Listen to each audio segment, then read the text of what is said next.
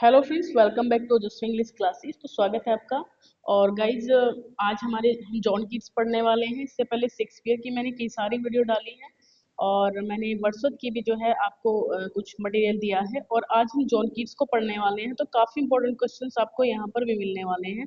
ठीक है, दो तीन वीडियोज में जो है बहुत सारे क्वेश्चन आपको कलेक्शन आपका बन जाएगा। ठीक है, प्रैक्टिस के लिए बेहतरीन सेशन है, बिल्कुल बने रहिए मेरे साथ। लाइक शेयर कीजिएगा ज़्यादा से ज़्यादा और सब्सक्राइब कर लीजिएगा अगर पहली बार आप चैनल पे विजिट कर रहे हैं। ठीक है, चलिए शुरू करेंगे क्लास को। और देखिए, पहला क्वेश्चन स्क्रीन पर है। Keats might have become a critic as he might have become almost anything good, but I don't think he was one. तो ये जो है मतलब किसने कहा है? Whose comment is this? ये किसकी कमेंट है कीट्स के बारे में? तो प्रोफेसर सेंसबरी की कमेंट है ये कीट्स के बारे में। प्रोफेसर सेंसबरी है ना। Keats might have become a critic as he might have become almost anything good but I don't think he was one. तो प्रोफेसर सेंसबरी ने ऐसा कहा था। O for a life of sensations rather than of thoughts. Who said? O for a life of sensations rather than of thought. Who said? ये बात किसने कही थी? तो ये जो कहा था वो कीट्स ने ही कहा था, है ना। कीट्स की ही लाइन है, O for a life of sensations rather than of thoughts.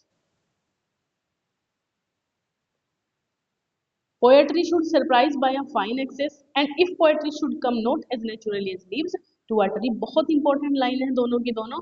It had better not come at all. यदि नेचुरल रूप से मतलब पोएम नहीं आ रही है, पोएट्री नहीं आ रही है, तो इससे बेहतर है कि ना आए, है ना। Poetry should surprise by a fine excess. तो ये दोनों ही लाइनें बहुत इंपॉर्टेंट हैं एग्जाम पॉइंट ऑफ व्यू से। तो इसमें मैथ्यू अर्नोल्ड जो है आपका रहने वाला है। ठीक है, सॉरी मैं क्या कह रही हूँ, सॉरी सॉरी सॉरी गाइस। अच्छा देखिए, poetry should surprise by finance, दोनों ही लाइन किसकी हैं? ठीक है, दोनों ही लाइन हैं। हमने जो है हम जाएंगे किस पे? शैली पे हम जा सकते हैं यहाँ पर। ठीक है, poetry should surprise by a fine access.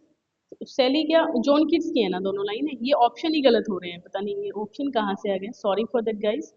ठीक है, ये ऑप्शन ही गलत है, ये दोनों के दोनों। ठीक है, इनको आप कट करिए। तो ये किसने कहा है? अपनी एक पोयम में जो है इन्होंने कहा है। शैली कीट्स की ही लाइन है दोनों। ठीक है, कीट्स पे ही आप जा सकते हो। ठीक है, चलिए। अच्छा, Keats poetry was not imitated indeed. ठीक है, Keats poetry was not imitated indeed of Shakespeare's but Shakespearians. तो ये लाइन किसने बोली है? तो ये बोली है भाई मैथ्यू अर्नोल्ड ने। ठीक है, मैथ्यू अर्नोल्ड ने बोली है। A poet is the most unpoetical thing in existence. He has no identity. He is continually in for and feeling some other body. किसने कहा है? A poet is the most unpoetical thing in existence. बस इस line से आप इसको याद रखिएगा। तो ये भी किसकी लाइन है? कीट्स की लाइन। काफी इंपॉर्टेंट लाइन है, कीट्स हो या शैली हो, दोनों की ही लाइंस बहुत इंपॉर्टेंट है जिनको आपको बिल्कुल याद रखना है। I can scarcely possess what I but dimly perceive, and yet I think I perceive it. The statement of Keats shows his mental state. In this mental state he wrote.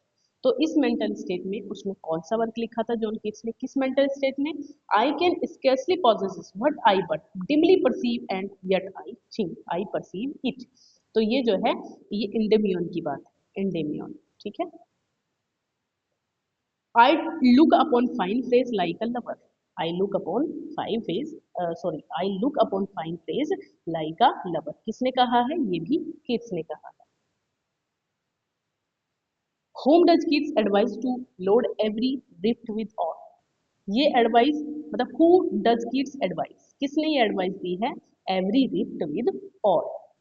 तो ये हो जाएगा शैली। ठीक है, whom does शैली advise to? ठीक है, शैली ने दी है ये advice. Home does kids advice ना, शैली को किड्स ने दी है। ठीक है, चलिए। A person is a feverish, a poem is a feverish attempt. देखिए, इनकी पोयम को फीवरिश अटेम्प्ट कहा गया है rather than a deed accomplished who said, criticise किया गया है ये बोल करके। तो ये जो है किड्स की पोयम थी इंडेमियन, है ना। किड्स की पोयम थी इंडेमियन। इंडेमियन को कहा गया है फीवरिश अटेम्प्ट। ठीक है, I think poetry should surprise us by a fine excess. This poem will be a test and trial of my powers of imagination. है ना, इसको याद रखिए लाइन को। And chiefly of my invention, which is a rare thing indeed, by which I must make 4,000 lines of one bare invention and filled them with poetry. This जो है Keats wrote in one of his letters, अपने एक letters में इन्होंने लिखा। तो here Keats talk of a poem, which poem is this, बताइए। अभी अभी हमने ये क्वेश्चन पढ़ा था, कीट्स की लाइन थी। तो I think poetry should surprise us by a fine excess, बिल्कुल सेम ही लाइन थी। अब आपको ये पता चला था कि कीट्स की है। अभी कौन से वर्क की लाइन है ये आप यहाँ पर देख सकते हो, तो लेमिया है ना, लेमिया की लाइन है ये भाई, कोई दिक्कत इसमें नहीं। लेमिया की इंडीमियन, सॉरी इंडीमियन की लाइन है ना, इंडीमियन की लाइन है, यहाँ जा सकते हो आप। Hyperion was plan to be a blank verse epic in 10 books, ठीक है, प्लान किया गया था इसको एक ब्लैंक वर्स एपिक बनाने का जो 10 बुक्स में होनी थी। Only 2 book and part of the third work complete, ठीक है। तो द पोएम वॉज इंस्पायर्ड, किससे इंस्पायर्ड होकर के इन्होंने जो है पोएम को लिखा था, तो ये थे भाई आपके पैराडाइज लॉस्ट से इंस्पायर होकर के इन्होंने हाइपेरियन को लिखा था कीट्स ने। Keats use the sonnet form, which one, Keats एक सोनेट फॉर्म को भी यूज किया करते थे, तो वो कौन सी थी, तो ये थी इटालियन, है ना, इटालियन सोनेट को ये इन्होंने जो है फॉलो किया। O poesy for thee I hold my pen that am not yet a glorious denizen of thy wide heaven. O poesy for thee I hold my pen that am not yet a glorious denizen of thy wide heaven. This lines are from, कहाँ से है ये line, तो ये line है आपकी sleep and poetry से। ओ poesy for thee, ठीक है। Stop and consider life is but a day, stop and consider life is but a day, तो ये भी कहां से है, sleep and poetry. Keats wrote a ballad, 1819 में एक बैलेड लिखा था, to conquer love and death. It was an allegorical expression of his agonised struggle, find out the ballad. तो ये कौन सा बैलेड था, La Belle Dame sans Merci. Which poem was written soon after the death of his brother Tom? तो इसमें आपका कौन सा हो जाएगा, ऑटू नाइटिंगल जो है आफ्टर ब्रदर ऑफ हिज, मतलब after his brother Tom's wife इन्होंने जो है इसको लिखा। One of Keats friends died in arms, arms होना चाहिए ये, वैसे ये क्या लिख गया, इराज, आर्म्स होना चाहिए ना, है ना, आर्म चाहिए भाई। इनकी बाहों में ही दम तोड़ दिया था इनके एक फ्रेंड ने, तो वो कौन था, तो सेवन था आई थिंक, सेवन, ठीक है। विच ओड इज इनकम्प्लीट, कौन सी ओड इनकम्प्लीट रही, ode to Maia. Which sonnet is the last of Keats sonnet, Keats की लास्ट सोनेट कौन सी मानी जाती है, bright star, correct, bright star जो थी इनकी लास्ट पॉइंट थी। Who calls ode to autumn perhaps the nearest to perfection, किसने कहा था ऑट टू ऑटम के बारे में ऐसा, तो स्विनबर्न ने कहा था, याद रखिए इसको, इंपॉर्टेंट क्वेश्चन है। Here lies one whose name was written in water. This is the epithet written on the grave of poet. किस poet की grave पर ये लिखा है, तो सीधी सी बात है जॉन किट्सकिर की grave पर ये लिखा है, ये आपको याद रखना है। I dislike mankind in general, and if there was a person born without the faculty of often, I am he. I dislike mankind in general, and if there was a person born without the faculty of often, I am he. तो ये क्या इसका answer रहने वाला है, तो इसमें जो है सी हो जाएगा, यानी कि अच्छा सी नहीं ए होगा, इसमें आपका कीट्स होगा, ठीक है, क्योंकि कीट्स का जो है ये है, आइडेंटिफाई करेंगे हम इसको। It is a long narrative poem in 4 volumes. It deals with the Greek myth of love of moon गोडेस Cynthia और ग्रीक यूथ, ठीक है। तो उस ग्रीक यूथ का जो है मतलब कहाँ पर है ना, हु इज दिस यूथ, तो ये जो है कहाँ पर इसका जिक्र है, कौन सा वर्क है ये जॉन कीट्स का जहाँ पर आपको ये दोनों ही मिलते हैं। कौन मिलते हैं, भाई आपके जो है मून गॉडेस सिंथिया मिलती हैं, और एक यूथ मिलता है इसमें, तो ये इंडीमियोन ही इसका नाम है, और इंडीमियोन ही इस नाम वर्क का भी नाम है, ठीक है, टाइटल भी है इसका इंडीमियोन। चलिए अच्छा, इसमें है a thing of beauty is a joy for ever, बहुत इंपॉर्टेंट लाइन है, मोस्ट इंपॉर्टेंट लाइन है, तो ये कहाँ की है, इंडेमियन की। A thing of beauty is a joy for ever, Endymion की लाइन है। The other title of the poem Isabella, Isabella जो है पोएम है, इसका अदर नेम क्या है, तो द पोर्ट ऑफ बेसिल इसका अदर नेम है। The story of Isabella is taken from, कहाँ से ली गई है इसाबेला की स्टोरी, तो इसमें कैसियो पे जा सकते हो आप। It is a story of the murder of a lady's lover who is murdered by the brother of the beloved identify। देखिए एक पोयम है जिसमें एक लेडी के जो लवर होता है उसके उसके भाइयों के द्वारा उसको मार दिया जाता है। तो ये स्टोरी जो है आपकी बनती है Isabella the pot of BECIL. This poem is in Spenserian stanzas. It presents the story of elopement of Porphyra and Madeline। तो ये दोनों करेक्टर याद रखिए, Porphyra and Madeline कहाँ पर मिलते हैं आपको? ये आपको मिलते हैं the eve of Saint Agnes.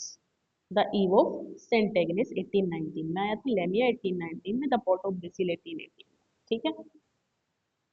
Lamia 1819 presents the story of a youth named Lysias loves for Lamia. देखिए एक तो लेमिया ही थी इसमें और एक लीसियस था।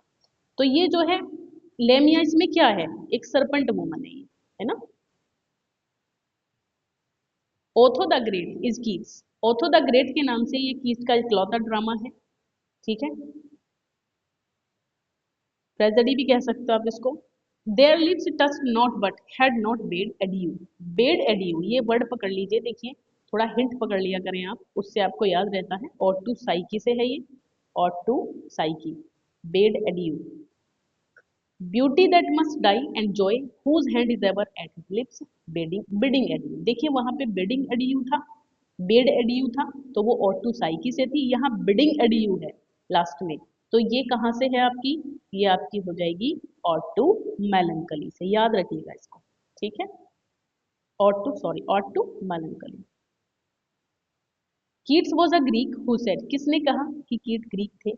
तो शैली ने कही थी ये बात। इसमें तो आपको कंफ्यूजन ही नहीं रहना है, बिल्कुल कंफ्यूजन में नहीं रहना। Where Wordsworth spiritualize and Shelley intellectualize nature. ठीक है, तो Keats is content to express her thoughts the senses whose comment is this. तो ये किसकी कमेंट मानी जाती है? तो ये जो है आपकी कंप्टन विकेट की comment. Lamia is based on, Lamia किस पर बेस्ड है? Lamia is based on Burton's the anatomy of melancholy. ठीक है, बर्टन्स एनाटॉमी ऑफ मेलंकली पर है Lamia. Thou wast not born for death, immortal bird, तो no hungry generation tread thee down। तो where do these line appear, कहाँ पर ये line appear होती हैं? तो ये लाइन आपकी अपियर होती हैं भाई कहाँ पर? Yes, ode to nightingale. और इस बर्ड को भी नाइटिंगल को ही कहा गया है। क्या, जो अभी इमॉर्टल बर्ड आया था ये नाइटिंगल को ही बोला गया है। Fanny Brown was first, Fanny Brown was first Keats' neighbor. She became Keats' beloved. Keats fell in love with her, but his friends were, भाई वो तो प्यार करते थे फैनी ब्राउन से, जो किड्स थे, लेकिन उनके क्या उनके दोस्त भी थे? मतलब दोस्त इसके खिलाफ थे या फिर उनके फेवर में थे? तो अगेंस्ट द मैच है ना, इस मैच के अगेंस्ट थे वो लोग। His father was a livery stable keeper थे। He had a licence he had a licence to practise as a pharmacist but prefer to be a poet, है ना। उन्होंने भाई फार्मासिस्ट की भी उनके पास जो है डिप्लोमा था, लेकिन उन्हें पोइट बनना अच्छा समझा। वोन pride for translating the first book of वर्जिल्स एनीड का को ट्रांसलेट करने के लिए प्राइज भी मिला इनको। तो ये पोइट कौन थे? तो सीधा हमारे जॉन कीट्स की बात हो रही है। Which romantic poet's epithet read? The grave contains all that was mortal, a young English poet who on his deathbed, in the bitterness of the heart at the malicious power of his enemies, desired these words to be engraved on his tombstone. तो here lies one, और last की line क्या है? Here lies one whose name was written in water। तो ये तो बस एक ही लाइन आती है वैसे तो, लेकिन पूरा का पूरा अगर आप एपिथेट जाने तो ये कौन सा है जो मैंने अभी अभी आपके सामने पढ़ा है। दोबारा से पढ़ सकते हो आप इसको और अच्छे से देख सकते हो। कभी कभी ना वो भी आ जाता है, फिलअप भी आ जाते हैं। O sweet fancy let her loose summer's joy are spoiled by use. Yes, तो ये लाइन कहाँ की है? किड्स की ही लाइन है, ये किड्स की ही लाइन है। क्या है? O sweet fancy let her loose summer's joy are spoiled by use. The author of ode to nightingale is, तो ये कौन सा कुछ पूछने वाला क्वेश्चन है भाई? ये तो पूछने वाला है ही नहीं। Robin Hood is celebrated in the poem Lines on the Mermaid Tavern। तो this poem is composed by Robin Hood, celebrate किया इस poem को इन्होंने तो Lines on the Mermaid Tavern। तो ये भी किसकी लाइन है? तो ये भी जॉन कीट्स की है poem। A work of literature is beautiful insofar it offers an accurate representation of its subject matter with fully realized characters and vivid description of events. This is one of the interpretations of Keats' beauty is truth beauty. So which perspective is shown here? तो यहाँ पर जो perspective है वो क्या है? Yes, the mimetic. No, no, go not to lead, neither twist wolf's bane. Tighted rooted for its poisonous wine, these lines are from. ये कहाँ की लाइन है?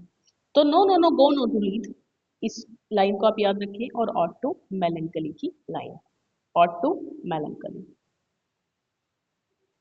O goddess, hear these tuneless numbers rung by sweet enforcement and remembrance dear these lines are from. कहाँ की है ये line? O goddess, hear these tuneless numbers. O dear goddess, O goddess, hear these tuneless numbers. तो ये आपकी Keats की ought to psyche से है. O goddess, hear these tuneless numbers. Who wrote Hyperion after a careful study of Paradise Lost? तो Keats है, अभी अभी इसके बारे में बात हुई थी पीछे. Lost in a soft amaze, I gaze, where do these lines appear? बताइए, lost in a soft amaze, I gaze. तो ये लाइन आपकी ought to Fanny. Give me woman, wine and snuff until I cry out. Hold enough. These lines appear in woman, wine and stuff by. तो देखिए ये poem भी किसकी है? Woman, wine and stuff नाम की जो पोएम है ये भी किसकी है? कीट्स की है, और ये लाइन इसी से. The eve of Saint Agnes is in. ये क्या है भाई? जो ईव ऑफ सेंट एग्निस है ये क्या है? ये किस में लिखी गई है मतलब? तो ये स्पेंसरियन स्टैंजा में. The fall of Hyperion a dream is an epic poem. Kids, the poet speaker dreams of meeting with the muse figure who allows him to witness through her revealed memories the fall of the Titan.